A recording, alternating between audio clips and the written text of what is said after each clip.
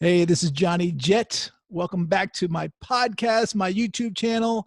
And today we have a very special guest, one of my friends, Dominika Dryjski, who is sales marketing of Trav Media. What's your title? My official title is COO, but I do everything, a little bit of everything minus the programming. So I'm fully involved. Yeah. And if you think I travel a lot, this woman puts me to shame, especially in the last couple of years. I mean, every time I'm looking on her Facebook page, she's somewhere. I'm talking somewhere. And so Oh, somewhere my son just rolled in. I'm not sure what's going on. What are you doing here? I'm trying to do an interview. Anyway, we'll just let him roll. He just that's okay. That's working from home. this is what it's like. Oh, cute. I bet you weren't expecting that. No. Um, so anyway, but Dominika is married to my other good friend, Nick Wayland, who is Australian. Dominika is American and Polish and Swedish. I'm citizen of Sweden, resident of the US, and a visitor in Australia. I mean, talk about worldly. That's just incredible. But I know you were traveling right up to the last minute. I know you were in Europe in March. Actually, Nick saw me on CNN. I remember him. I don't know if you were with him then, but he was in the airport, and he said he saw me doing a CNN interview about how Trump was closing the borders and hurry up home. And I guess Yeah. that's when you jumped on a plane to come home. It is. So we did three of our media marketplaces in Europe right up to the day when World Health Organization announced it to be a pandemic, and we were finishing up our cocktail party. Nick actually had a ticket to fly back to Australia and a ticket to fly to New York.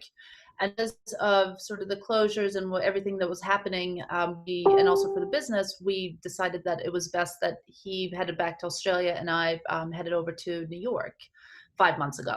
March 12th to be exact. And how long did you think it would be till you saw him again? I wasn't expecting it to be this long. I thought that potentially he would have come over or I was going to come down. I had a few things I knew I needed to take care of at the end of June and a couple of things in the beginning of July. So I thought I'd probably be leaving around mid-July, but I postponed it a little bit. I think that the quarantine, the idea of the quarantine was also a little overwhelming and overbearing. Right. And And so you live in New York. I do. I live in Los Angeles, by the way, and Nick is in Sydney. And now you are coming from a hotel room in Sydney. I am. I'm coming from the Novotel Darling Harbor, which is a lovely hotel. Uh, they're taking great care of us in the sense that following protocol, but the room is 200 square feet at most, so I don't have a lot of space. It's a very comfortable bed. The food is. I don't know if it's your internet or my internet just cut out a little bit. I can see the sunrise every morning, so I really can't complain. That's good. So, by the way, I don't know if it's my internet or your internet, but it just cut out a little bit. Okay. I know Yeah. it could be mine. My son's upstairs probably streaming TV, Netflix on two different TVs, maybe three. The guy, these kids these days. But so actually, let's just take it back a little bit. So I Okay. actually interviewed someone, Kylie, about 2 months ago, and she flew down to Australia. She told me all about it. I know you're a big One World, American Airlines, Qantas. So, Yeah. but you can't fly either one of them there. So you must have flown United, I take it. No, I didn't. I actually flew with Emirates. So Nick is top tier on Qantas, so lots of points there, and I'm executive platinum on American Airlines. And looking at the points in the situation, I actually ended up. One of the reasons I flew on the 30th of July was just because there was a business class seat available on Emirates via Dubai.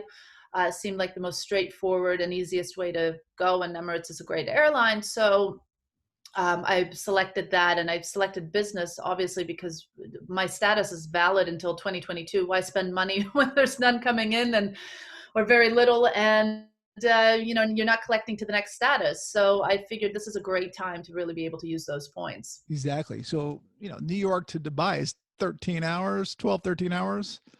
And then to Sydney was another 14. I believe so. I don't know. When I'm on a plane, I just love flying, and that's really one of those things I really miss. So I just entered this bubble, and you're in the air, and you're kind of self-contained, and it's just a wonderful experience. I mean, economy or business, if you just have that opportunity just for that time to yourself, Right. I kind of time doesn't matter. And was that your first flight since March? No, I've actually been on several. I have been down in Florida, and I've been back in New York, and I've then flown to Sweden via Miami, via London. So Miami, London, Stockholm. And I was there in the beginning of July for about 9 days, Wow. and then came back to New York. So been in all sorts of places, New York City being sort of the epicenter in the beginning, and down in Florida where they weren't really behaving at the time I was there, that anything was happening, followed by going to Sweden, where they believe in herd immunity, but they are actually doing things. So to say that, it's just the free for all isn't necessarily true. They were adhering to certain sort of social distancing, but it's kind of natural for Scandinavians anyway. They're not big, huggy, feely, touchy people. So, but they put regulations in place in terms of bars not being overcrowded. You have to have a seat, you have to be seated, and did change a few things. Also, capacity on ferries and buses, and just putting a certain protocol in place, and Well, masks within stores and sanitizers. So that was there. so how has it been flying, and which airlines have you been flying, and which one do you think has been doing the best job? Well, to Florida, I flew on American.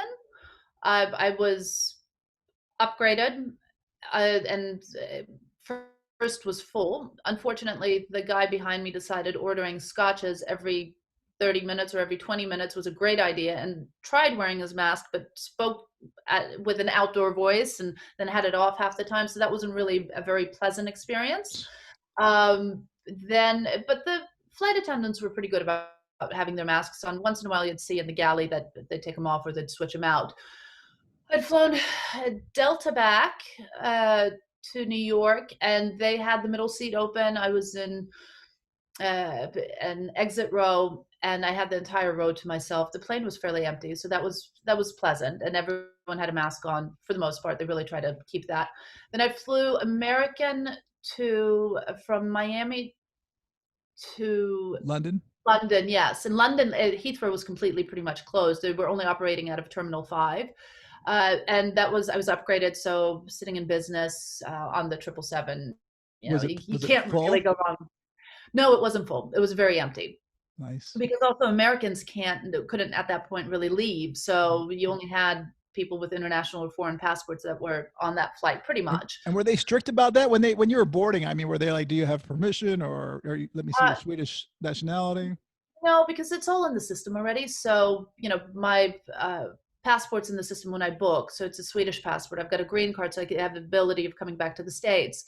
All of that, and there were no questions asked. The only thing I got questioned on was when I got to the airport and I checked in. The one and only question was, "How many bags do you have?" And that was it, Wow. including from the point I got into London, going through security checks there, being there, jumping on a flight from London to Sweden, and then coming through passport control. There were no questions. Nobody asked anything. And then again, I'm Swedish, so going And did through you the fly BA or SAS to Sweden? BA. So I kept on the One World. I bought that ticket on miles. Actually, that ticket was part of the trip in March. It was my Nice. return. So that, yeah, I try to stick to One World when I can, unless it And doesn't make any sense. and was that flight full to To Sweden? Sweden, it was fairly full. I was in an exit row, and it wasn't at 100% capacity, but I would say it was probably at about 80. Wow. And they were enforcing masks, They and weren't. they were. Oh, they were. Okay. Yeah. Good. So, I mean, so out of all those, and then including Emirates, who do you think has done the best with like COVID-19 Well, protocols? in terms of dealing with the pandemic and like PPE gear, Emirates was amazing because they've all had sort of the gowns, they've had face shields, they had masks. So they were really taking precautions. They gave you a sanitation sort of kit right when you sat down. American was also very good.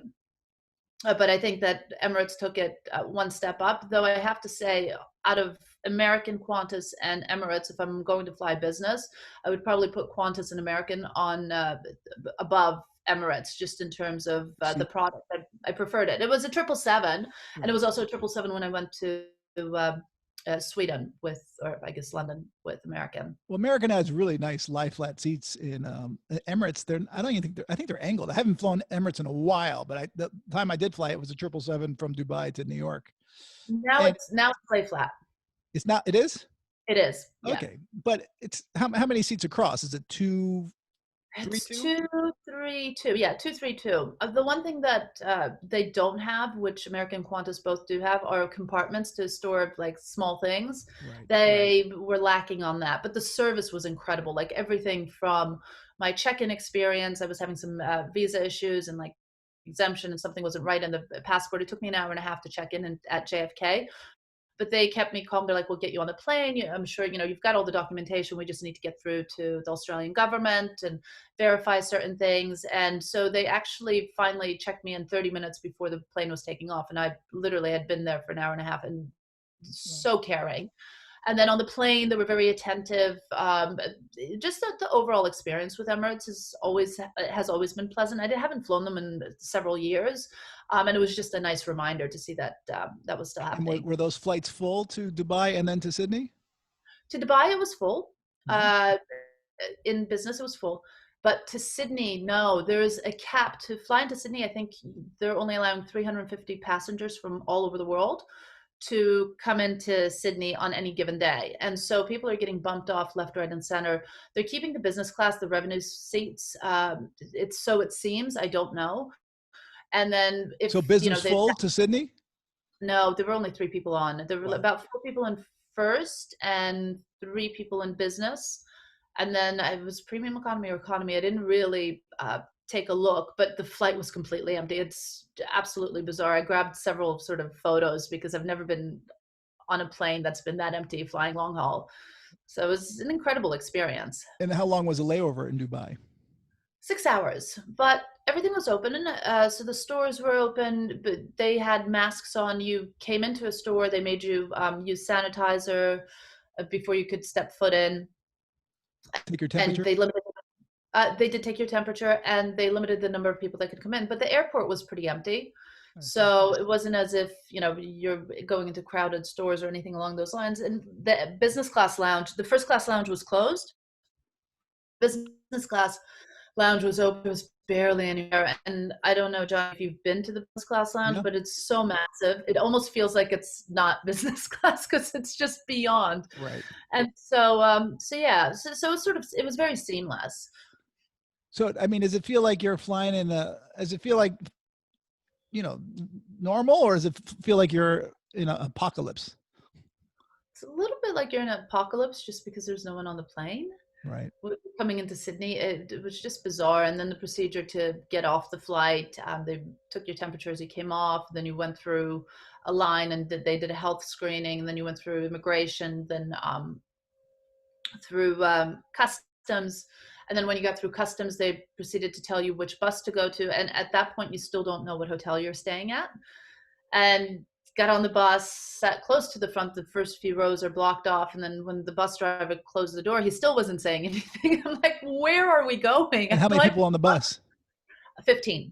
Okay. So they had multiple buses, and families there was another bus that took them on board. They usually get larger accommodations. Sometimes they have a kitchen. It all depends on availability. I see. And the suites that they're staying in actually look fantastic. They've got a balcony, but being a solo traveler, there's no reason to put the solo traveler into a big apartment. Everyone wearing masks? Everyone's wearing masks. When they check you into the hotel, it's pretty much run by the police. It varies hotel by hotel in terms of the actual hotel's involvement in the process. They do another health check when you get there, ask for dietary requirements, and then they take you to your room, and they don't give you a key. And then 3 times a day, you kind of feel like Pavlov's dog. They knock on the door, and you run out to go pick up this bag that's sitting in front of your door. There's no one there, and the meal that has arrived, and so you're not quite sure what you're going to get. They give you a piece of paper so you can select one of two menu items for breakfast, lunch, or just for lunch and for dinner. Uh, and then I made the mistake of not saying anything about asking for more low carb food. So the first few dishes that were served to me, I actually couldn't process, because I love to eat healthy, and that wasn't working for me. But then when I made that request, uh, someone said something on, there are multiple Facebook groups. So they're for like people quarantining. And then there's also sort of the partners apart. And then there's one specifically for this hotel that's been formed and sort of created a community. And I had posted, and I made the mistake of, I posted a few pictures of the food that arrived. I'm like, oh, I can't really, I could eat an item or two that not that I couldn't, but I really chose not to. And I posted in this group, and I got slammed. Like 60 people are like, I don't know what you're complaining about. I would eat that. So I had to sort of pull back, and I said, I'm just used to a slightly different lifestyle and healthier food. And I don't think I eat that many carbs in a month. Well, So, and someone made that suggestion, but then, but it's been interesting having that sort of group for everyone chatting and sort of experience, the experiences that are happening in the hotel. Some people are dealing with it better and others aren't. so there's, is it 4 or 5 hotels you get that they give you? I mean, you can't choose. I know Kylie was at the Intercon, I believe, and which is a really nice hotel, and she had a great view, but she said there was no window. She felt claustrophobic. Do you have an open window or no? I have an open window. I face the water. For me, that's the most calming thing. So like my apartment in New York faces the water. I always like to have a water view. And uh, in this case, I get to look at Darling Harbor. I can actually see our old office from my room. So I have plenty of light, and it feels very, very open in that And fresh sense. air. You get fresh air. No. Oh, you can't open the window. No, I can't open the Okay, window. because that was her big complaint, because she could not open the window, and she just she felt it felt stuffy, which I can understand. And I heard there is a hotel that some people get with even a balcony. Yes, the Maritime hotels, they've got suites, and I think the Dina suites were also being used. I don't know if they're still being I used. stayed there before. Yeah, they're good. They're both of them are great spots. I've stayed at the Dina before, and I haven't been to the Maritime suites, but I've seen photographs, and they look quite nice. Good accommodation. And so, has your husband Nick gone down to the grass down by your window and waved to you at all, or anything like that? Or is that too much torture? It's well, you can't see in through the windows, so let's start there. That's sort of pointless. Okay. And I mean, we've been doing this for 5 months, so what's another few days going to do? Yeah, but he should be with a boom box holding up a sign like "Say anything." I mean, Yeah, come on, Nick. no, If you're listening to this, you better step that up. it's funny. I actually have spoken to him less since I've been here than I did when I was in New York. A lot Wow. less. I have, and it's just been because now I'm on the same time zone, so there's work that like go along, about your daily schedule. So it's not as if we're on opposite time zones, and can chat for a bit. And so yeah, I've really not talked to him, but I've talked to the rest of the world. I have friends everywhere. So one of the things that I did when I arrived here, the first 2 days were really hard.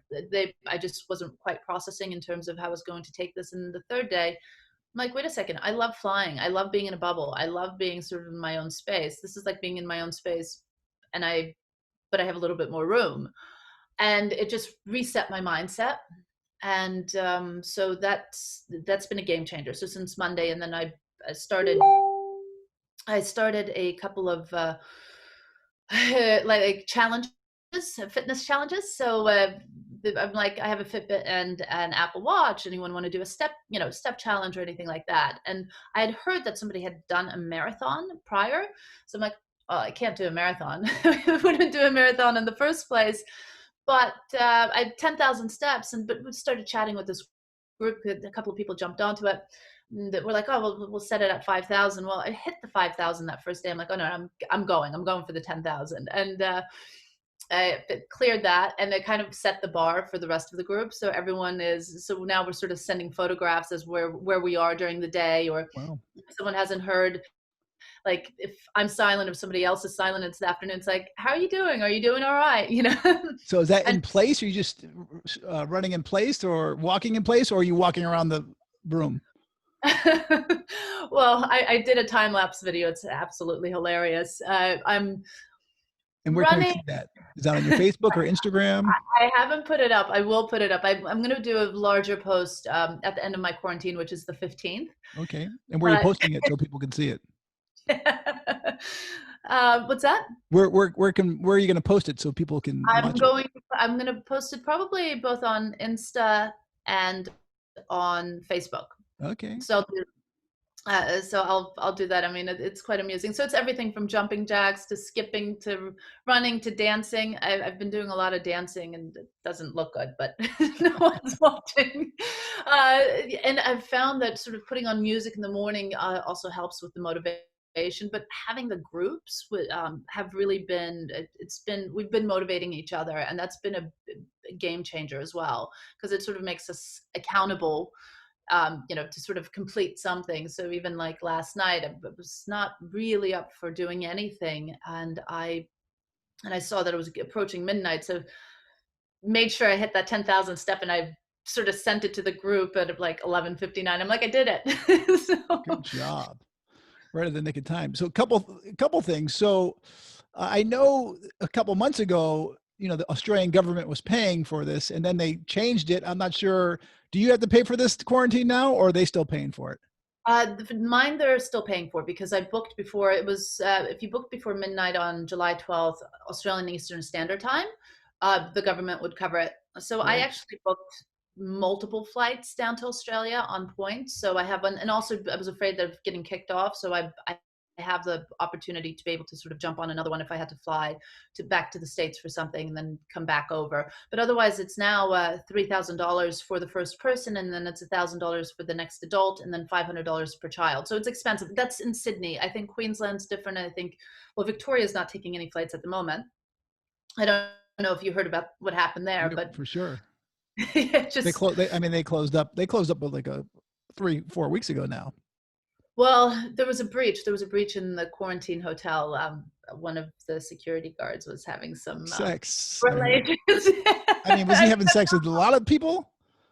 I don't know. I don't have the details, but I just know that there was the breach, and that kind of he took it home to friends and family, and it spread. And then, again, I'm not across the details of Gotcha. that, but that is sort of where they've kind of pinpointed that outbreak to really have started. The security guard was like, "I'll work for free." I'm kidding.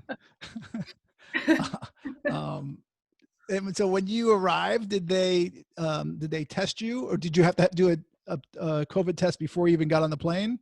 So I didn't do one. Now you have to if you're flying to Dubai. I actually had COVID back in March. And I subsequently have tested for antibodies. I tested for them in the beginning of June and to see what levels they were at. And I tested for them on the 30th of July, right before I took off, again, just to see where they were at, because they diminish fairly quickly. And I've been lucky. I think I've been exposed to, I probably have been exposed to COVID quite a bit in New York, but I still had a big chunk, which kind of made the flight a little bit more comfortable, even though they say it doesn't guarantee that you're immune. It made me feel like I was a little bit more protected.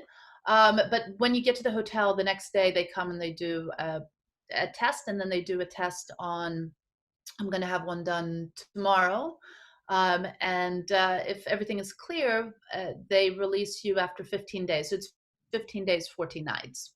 Okay, and then I heard they'll release you at midnight, and so you can either leave at midnight or leave in the morning. Well, no, it depends on the time of arrival. So Gotcha. I arrived in the evening of the 1st, and they're not letting me out until the afternoon of the 15th. So I've got a time slot of when they're And going where's to the first place you going? home to drop off my bags. Well, to home. I mean, it's to a family residence, Gotcha. and drop off my bags, and yeah, that's the first place I'm How going. many times you been to Australia? Oh my gosh, normally I do this trip down 5, 6 times a year. So Well, a lot. and Nick and I have been together for the past 11 years. And even before that, I was down here once in a while. So quite frequently. So I don't mind the flight. It's amazing. It's an amazing country. It's an amazing environment. It's just and Sydney is spectacular. So For sure. can't fault it. Any plans to come back to America? Absolutely. Yeah, absolutely. I have an apartment in New York. I very much like New York. I like the direction New York was going in terms of how they were being very conscious and cautious, and people were wearing masks and really sort of respectful of that. And all the outdoor dining has been fantastic. Now there's some issues, but yeah, no, I'll be coming back. Right now my visa is only for 3 months. I did apply for an extension, but I still taking care of like the US business. There's only so long that you can, I tend to get up early, but if I'm up at 3 or 4, or if I'm up late, and then work through sort of some of the US hours. Gotcha. So it gets exhausting after a while, but it's also good to be on the same time zone. So from that perspective, I do need to get back to the US. I don't know. I think for the wintertime in North America, I'd much rather be in Australia, have an endless summer, don't have to deal with everything that's going on here politically. You don't have to deal with the flu season. I would be like, I'm staying there. I All mean, true.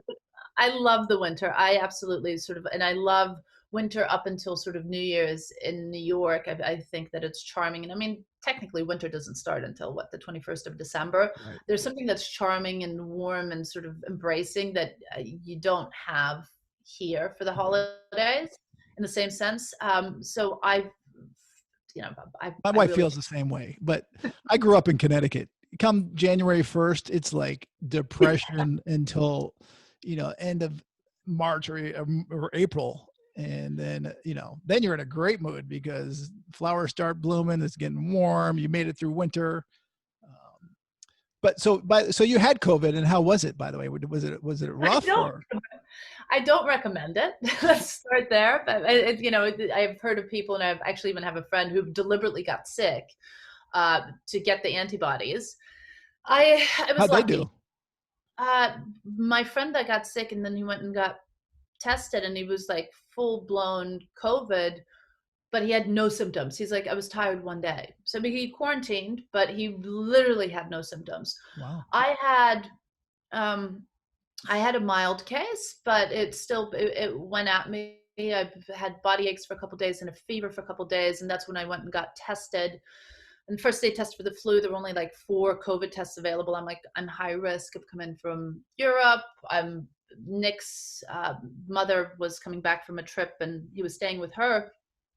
And as I was speaking to the nurses, they're like, well, we only have 4 tests available. I'm like, you need to test me. I need to know, because chances are that getting a test in Australia is going to be a little harder right when this was sort of happening, because there were so few cases here.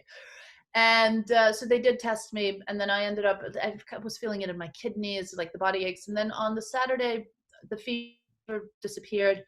Sunday I was full of energy, and then Monday through Friday I was just tired, but I didn't have a sense of smell and taste from like Saturday until the following Saturday. And that was the most bizarre experience, because it's not like a cold where you expect it and you know what to expect. This was like I was fully functioning and just not being able to taste anything. It was bizarre. But then when I finally could, it was amazing. Like we had some fresh berries and the most incredible flavors. I wish it stayed that way, but I'd probably end up being big. So is it still lingering at all, or are you 100% recovered? I'm 100% recovered. All in all, it was about 2 weeks. And I feel very fortunate. And my brother, who was staying with me at the time, or is still staying with me in New York at the time, he had it about a day and a half after I did. I kind of suspect that I actually caught it in New York and not in Europe, especially because I left Nick and he was negative, and never caught it. And I live in a building that's across from a hospital where there are lots of doctors and nurses. And I just remember the one day I touched my face and I felt like someone was coughing in the elevator. And in that moment where you go, oh God, it's just like, no. That sucks. Yeah. Well, and what else can we talk about? Well, the quarantine, the quarantine actually it's been an interesting experience, because that bubble, when that Monday came after the weekend of like really struggling, one of the things, and I've shared this with people in the Facebook group, and some people have really come back to like, that's a great way of taking this on. I've taken it on as, it's like being on a plane. There's no sense of time. So I've removed the concept of time of when I sleep or when I eat, and also the conversations that I'm having. So the only thing that I'm obliged to are obviously, I need to get my work done and the meetings that I'm on. But outside of that, everything is sort of completely irrelevant. So I've been calling friends from all over the world, and there's that saying, it's always 5 o'clock somewhere. So I've been taking advantage of that, and sometimes having a glass of wine at 3 o'clock in the morning with some friends that I haven't had a chance to talk to, because when you're, as you and I travel, you're constantly checking into a flight, on a flight, in a conference, somewhere else, or on the move, and you're never in a time zone or a position where you can sit back, relax, and actually catch up with friends. And that's been really kind of the blessing of this quarantine, is that I've had a chance to really catch up with a lot of friends from all over the world and have more deep and meaningful conversations than the normal, hey, how are you? Like a quick message, and just not being able to connect.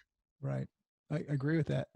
And so you said you can have wine. So can you have deliveries? I believe you can get like one delivery a day. Is that true?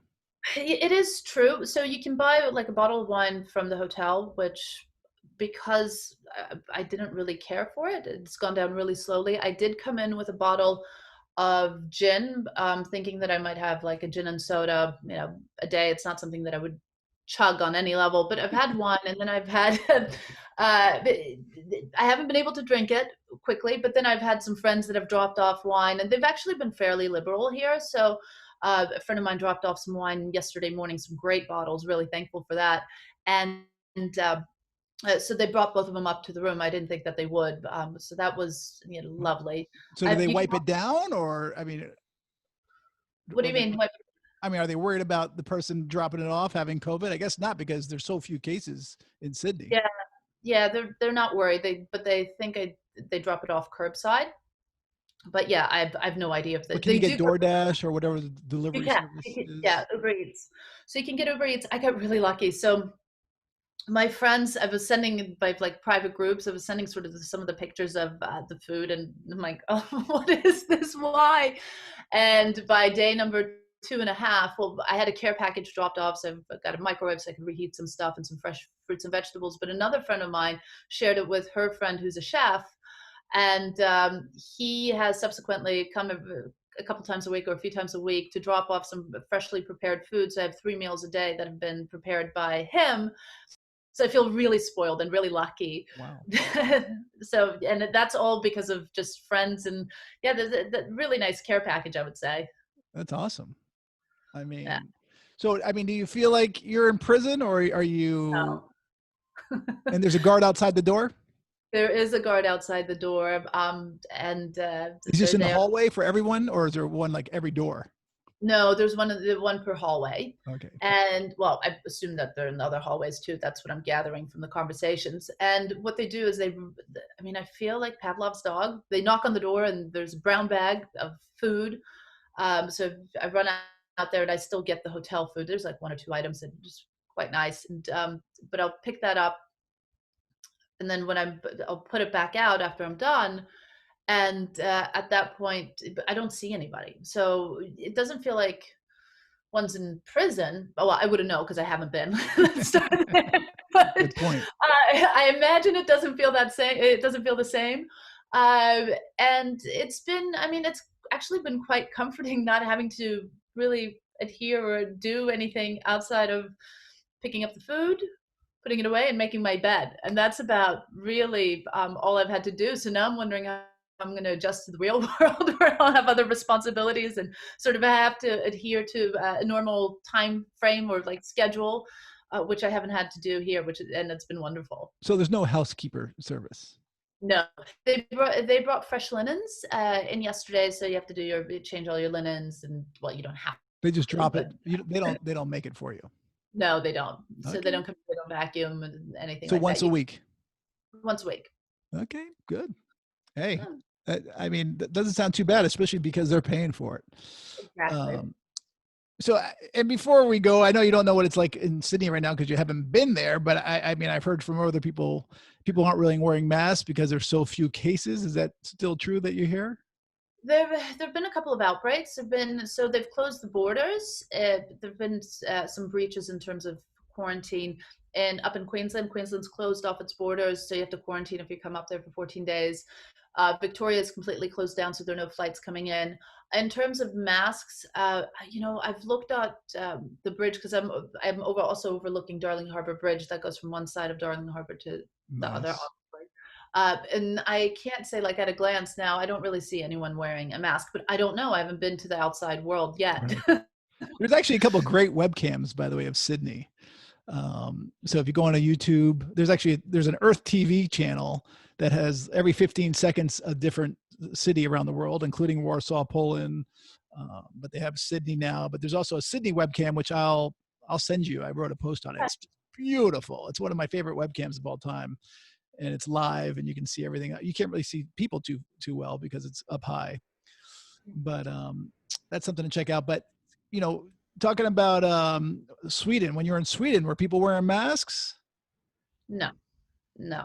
In the store once in a while, the sort of the store attendees were, but they had a lot of them, but some of them weren't. But they had like the plexiglass, so there was that was put up.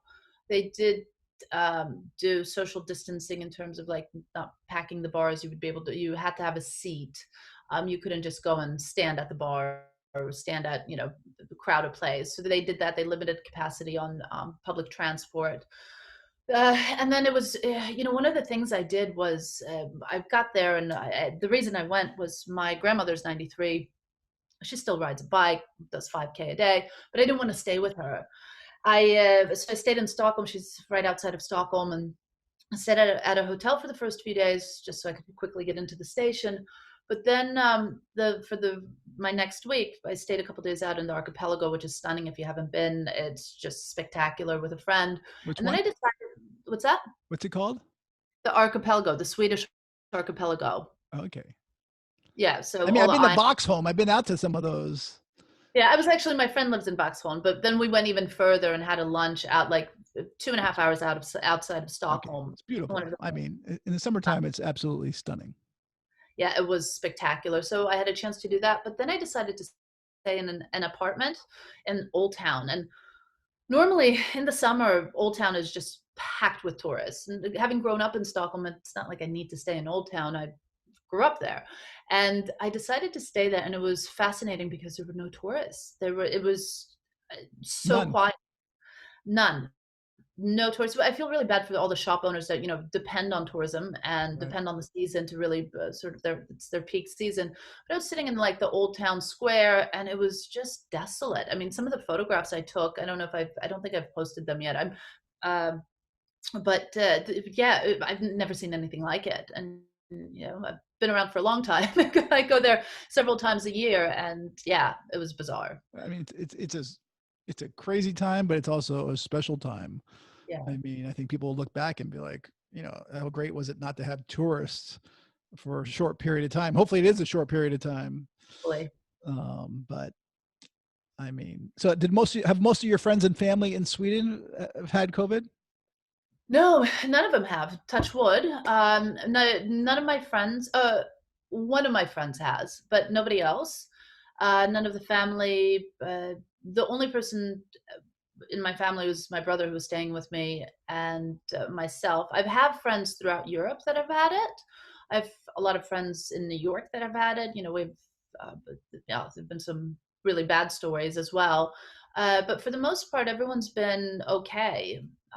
That's good to You hear. know, I mean, yeah. I know our buddy Paul Gallagher had it real bad. He was Yeah, on, that's what I was thinking of. yeah. I mean, ventilator and all. And I've had, and another, I think, mutual friend, John Lample, had it Yep. bad. And my uncle died of it. I mean, and my sister's had it. I've had multiple family members who had it. But knock on wood, I haven't, or my Uh, family, my immediate, and my dad, he hasn't had it. which Who's is yeah, 91. yeah. I love your dad. Thank Met you. him, He loves you too. yeah, met him a few times over the Yes, you years. have. But am I missing anything? I think this is pretty interesting for people Yeah. to hear about different, airlines, different countries, what they're doing. And by the way, when you were going through Dubai, if there was some reason that, your flight was canceled, can you go into Dubai as an American? Well, I'm coming in on a Swedish passport. I mean, I've Huh? been to Dubai a number of times, and I believe it's just visa upon entry. Okay. I don't, you know what? I didn't even look into it. So, but Emirates was talking about doing these COVID tests right before, like rapid COVID tests to get on the plane. They weren't doing that?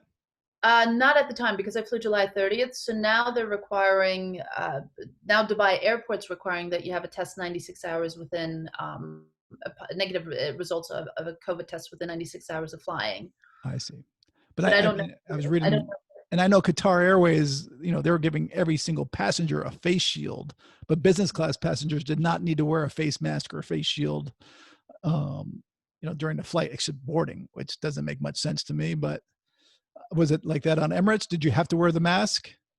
They asked that we wore the mask. I mean, but I still had full service in terms of food and drink. So, during that time and being respectful of others and, they put themselves at risk every day when they're flying. So, no reason for me not to. And having been in New York and really being very diligent about doing it, it didn't bother me. Whereas some people were like, oh, this is terrible and horrible. It's like, no, just, why care for others, and if it's going to minimize spread even a little bit, it's worth it. So how was wearing a mask for like 30 hours straight since you were flying so long? You had a 6 hour layover. You know what? It was fine. It was fine. I had several with me. So Keep I changing them usually out. wear, yeah, and I usually wear just a cloth one. But I did have the N95 with me as well. But I also got my results for my antibodies. I went to go get tested again for them and to see what my level of antibodies was when I was flying on July 30th, and I still had a lot of them. So I felt a lot more comfortable, which is also why I, had more of the cloth masks, and it was absolutely fine. I mean, I still took it off to eat and to drink, but it wasn't an issue. Good. Well, listen, I'm just looking at the time. I can't believe we've been speaking for over 40 minutes. I apologize going so long, but I guess you got nowhere to go. No, I have nowhere to go. But I again, I think it's great information, especially for people who are going to be going down to Australia or people thinking about travel. It's always nice to hear these stories. So I appreciate it. I wish you well. So how many more days you have? What's today? It's Monday here, so I get out Saturday afternoon. Okay. You're on the home stretch. I am. So just hoping to be able to continue with sort of the exercise and the motivation. And and like I said, those groups for anyone that might be traveling and gets the exemption, massively helpful. They can also stress you out in advance unnecessarily. I think that everyone sort of should know that, once you get here and if you put yourself in the right mindset, now I don't have children, I don't have a significant other that's staying with me in the small room. So, if they're traveling solo, they should take it on as something that's, relaxing. There's no other time in life where you actually don't really have to do anything for 2 weeks, Right. um, outside of just, picking up the food and taking it back out. So, I mean, are there couples staying in a room together? There are. Small room? Yes. So depending on the day that you arrive, depends on the capacity of the hotels. There's several hotels that have been designated as quarantine hotels. Right. And I think that, if they're at a lack of smaller room or bigger rooms, they end up staying in a room that's this size. And that would be a little harder. Yeah. Well, again, we might have to have you come back on after you've been in Sydney for a while to hear if people wear a mask, what it's like socially, and things like that. Absolutely. I'd love to. And before you go, where can people find you? I am on, well, I'm not super active on Instagram, but I'm Nika Dry, Nikadry, on Insta. And then I'm just Dominika, actually, for the facebook.com/Dominika on Facebook. I'll do a post on this, and then I'll put your information in so people Okay. can just click it. Sure. Anyway, thanks for the time, and I wish you the best, and give Nick a big hug for me. I will. Thanks, Johnny. Thanks for this. See you later. See you. Bye.